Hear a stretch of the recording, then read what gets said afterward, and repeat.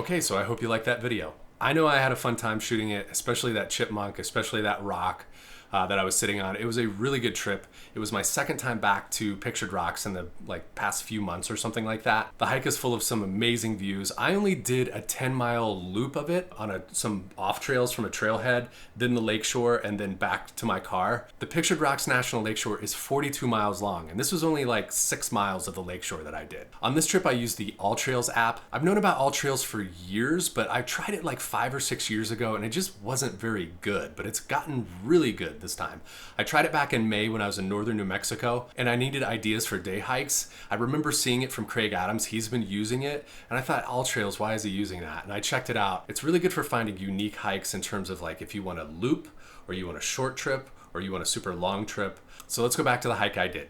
On AllTrails, you can find this hike under Mosquito Falls and Chapel Falls via Chapel Loop. And that's a mouthful, but that's the hike you're gonna look for. So if you do decide to do this trip or even a longer trip on the lakeshore, be sure to go to recreation.gov to get camp spots that are on the lakeshore. That's the only way you're gonna get them on the lakeshore. But if you're gonna day hike like I did on this one, you're gonna have to make sure that you have accommodations. The town of Munising and that entire area is extremely popular, even into late October. You can see the leaves changing. I did this trip in late October and there were still a lot of people around. All the lakeshore camp spots were gone and even the camp spots in the town of Munising were almost full. So definitely plan ahead if you're gonna do this trip. Also, if you're gonna day hike it like me, get to the trailhead early, like before 8 o'clock. If you get there after 8 o'clock, you might have to walk some bonus miles or like a half mile to get to the trail because there are just that many people trying to use this trail. Now, I know that sounds awful, but if you do this trip clockwise like I did, you do run into fewer people, but it starts to get really busy around the Chapel Rock. So it's that one shot where I panned up and it was that tree on top of a rock. That's Chapel Rock and that place will always be busy. Okay, so let's talk a little bit about gear. So the main piece of gear that I tested on this trip was the Palante fleece. I've used it before skiing and on some other trips, but the video that you just saw was the perfect time to test a fleece. The temperature outside was about 45 degrees to start the day and I think it topped out around like 55 or 60 and the fleece did great.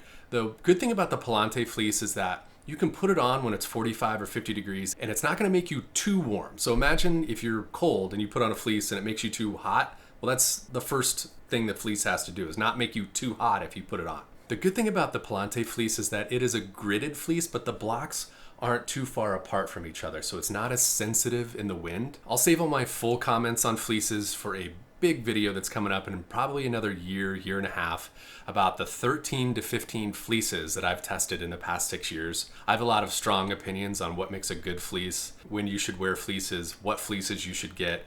And yeah, I'm gonna have a video coming out then, so stay tuned for that. Lastly, let me know what you think of this video. This video isn't perfect, but it's the very first trail video. I think this is my third trail video that I've released that I'm actually happy with, or mostly happy with. I think the shots were good. I think the music was pretty good. So let me know how you like the video. I may, once I get better sound and a better camera, I may do more of the outdoor noises, but really on my Sony RX100, the mic isn't really all that good. So I choose to play music over the top of it. But as I improve gear, that may change in the future. So just let me know what you think about this video.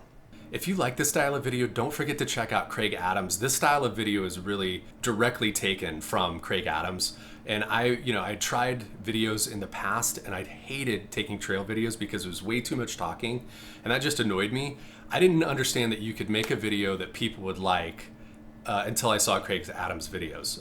So I'm gonna stick with this. I'm gonna add my own twists, probably talk about gear more, probably do shots of camping a little bit more than he does. But yeah, definitely check out Craig Adams. Lastly, check me out on Instagram. I post on trips and random stuff about gear and my videos, so you can always be up to date on when I'm releasing stuff. Okay, thanks. I'll see you in the next video.